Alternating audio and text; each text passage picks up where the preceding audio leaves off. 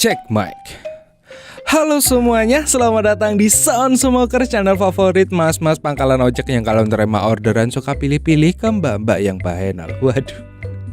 Nah sekali penulisnya ada masalah apa sih? Ya udah coy, halo coy, apa kabar? Gimana kalian kabar hari ini? Semoga kalian semua sehat ya, dan semakin semangat buat dengerin suara gue lagi nih coy. Kali ini gue akan menceritakan sebuah alur film yang berjudul Sleeping Beauty atau Bobo Enak. Bukan, Bobo Cantik. Dan film ini rilis tahun 2011 dan dia menceritakan seorang wanita yang gak bisa bayar sekolah, bayar kontrakan, bahkan masih harus beliin obat ke pacarnya yang sakit kanker. Maka dari itu ia pun terpaksa dijadikan budak oleh kakek-kakek agar bisa dieksplor secara bebas cuy. Lalu kapan bobok cantiknya? Oke deh, gak usah lama-lama, kita langsung mulai aja. Penasaran kan ya? Langsung mulai aja intro dan... Oh udah bilang intro deh. Intro.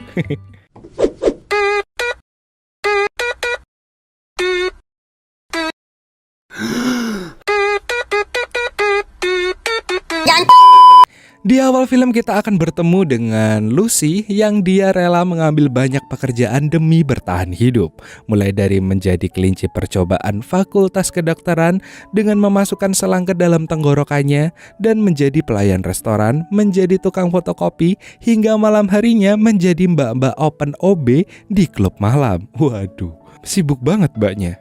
Di sela kesibukannya, ia menyempatkan untuk berkunjung ke rumah pacarnya yang ia panggil Birdman, karena burungnya sangat setia padanya.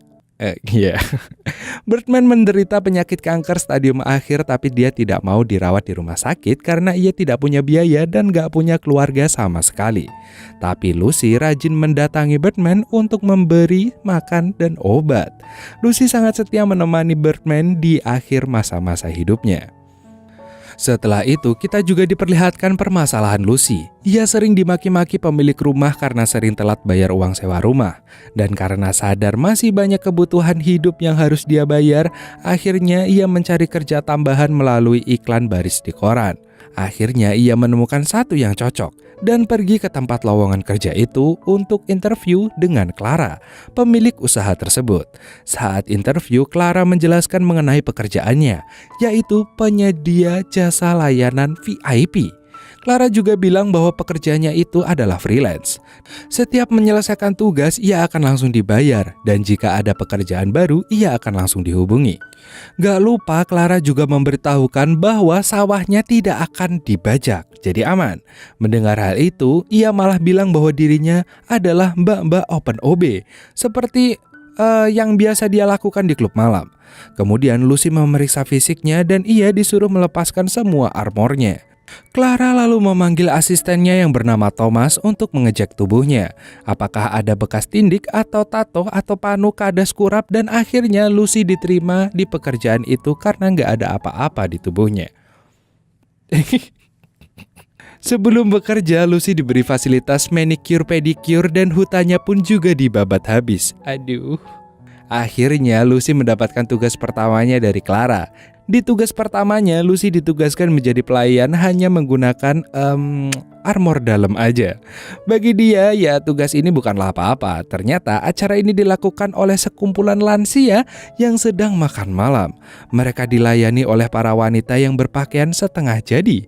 Semua menggunakan pakaian berwarna hitam, sedangkan Lucy berwarna putih sendiri, yang menandakan dia anak baru.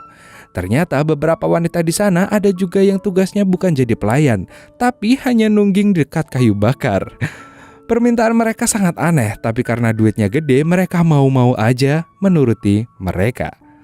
Sepulangnya dari tugas itu, Lucy gak langsung dipulang, tapi malah ke klub malam untuk open OB. Demi bertahan hidup, dan ia rela melakukan ini semua. Paginya Lucy langsung ke rumah Birdman. Terlihat Lucy yang sangat sedih mengetahui tidak lama lagi pacarnya akan meninggoy. Tangis Lucy pun semakin menjadi-jadi. Kemudian saat Lucy kuliah, dia dihubungi Clara bahwa ia mendapatkan tugas baru. Lucy pun dijemput menuju ke rumah Clara, dan kali ini tugasnya berbeda. Lucy pun diberikan ramuan teh. Dan Clara memberitahu bahwa dia hanya akan tertidur pulas tanpa bermimpi. Saat terbangun, ia tidak akan tahu apa yang terjadi. Dan setelah meminum ramuan teh itu, akhirnya Lucy pun tertidur di kamar. Saat Lucy sudah tidur pulas, datanglah Clara dan seorang kakek-kakek. Sebut saja Sugeng. Sugeng ini yang kemarin makan malam di tugas pertamanya Lucy. Sebelum melakukan aksinya, kakek Sugeng ini malah curhat masalah keluarganya, pernikahannya yang gagal, dan lain sebagainya hingga kripto Luna yang anjlok. Sedih. Setelah selesai ngomong, Clara memberitahukan bahwa hanya ada satu larangan. Dilarang adu mekanik dan membajak sawahnya Lucy. Si kakek langsung membuka seluruh bajunya dan mulai berjalan-jalan menikmati perbukitan kenyal tanpa membajak sawah manapun. Saat terbangun dari tidurnya, ia tidak merasakan apa-apa dan tidak tahu apa yang terjadi. Keesokan harinya Lucy mengalami banyak masalah secara beruntun. Mulai dari pacarnya yang meninggoy, dipecat dari pekerjaan tukang fotokopi, dan diusir dari kontrakannya.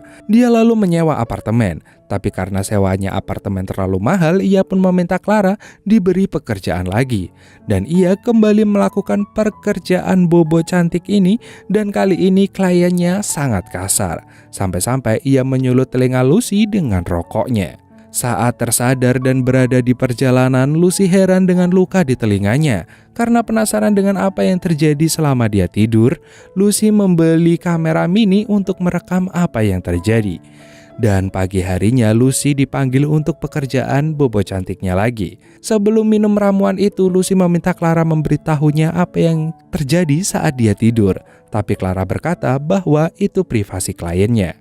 Setelah meminum ramuan, Lucy pun tidur di kamarnya. Tapi kali ini ia berusaha sekuat tenaga untuk bangun, lalu mengeluarkan kamera mini yang ia simpan di mulut dan menempel di guci yang ada di tembok samping kasur.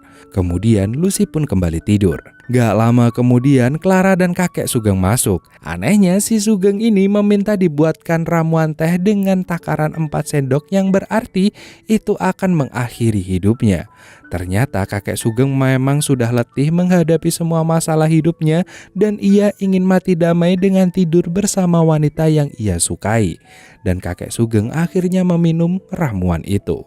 Pagi harinya Clara masuk ke kamar untuk membukakan jendela kamar dan Clara memeriksa keadaan kakek yang ternyata sudah COD dengan malaikat. Ia lalu membangunkan Lucy, tapi seketika ia panik karena Lucy nggak bangun-bangun. Si Clara menggoyang-goyangkan badannya hingga memberinya napas buatan. Untung aja Lucy pun sadarkan diri. Saat Lucy melihat ada kakek-kakek tidur bersamanya, ia pun langsung menangis sejadi-jadinya. Ia tidak menyangka pekerjaannya selama ini adalah dieksplor oleh seorang kakek-kakek. Dan di akhir film, Lucy lalu melihat isi video dari kamera pengintai yang isinya hanya Lucy yang sedang tidur dan kakek Sugeng tidur di sampingnya, dan filmnya pun tamat. Oke. Yang sedikit membuat saya bingung dari Mbak Lucy ini adalah ia senang ketika sawahnya dibajak oleh Pak D, tapi saat ditemenin Bobo ia teriak-teriak kayak mahasiswa KKN desa pemabuk, pemenari maksudnya, yang baru aja kesurupan. Iya, maksud gue gini, dia sengaja open OB tapi dia waktu sadar dia dieksplor kakek dia menangis, kenapa gitu. Tapi ya nggak tahu sih, mungkin dari filmnya dia ada kemungkinan dia mungkin gitu, nggak tahu gimana gue ngomongnya. Aduh, gue gak bisa deh kayak gini. Oke deh, tapi dari film ini kita bisa belajar satu hal nih coy, bahwa kita bisa mencari uang dari manapun itu. Terima kasih buat kalian yang sedang mencari uang, semangat, jangan menyerah. Terima kasih udah nonton film dari ini dan akhir, emon unu dan bye bye. Dadah.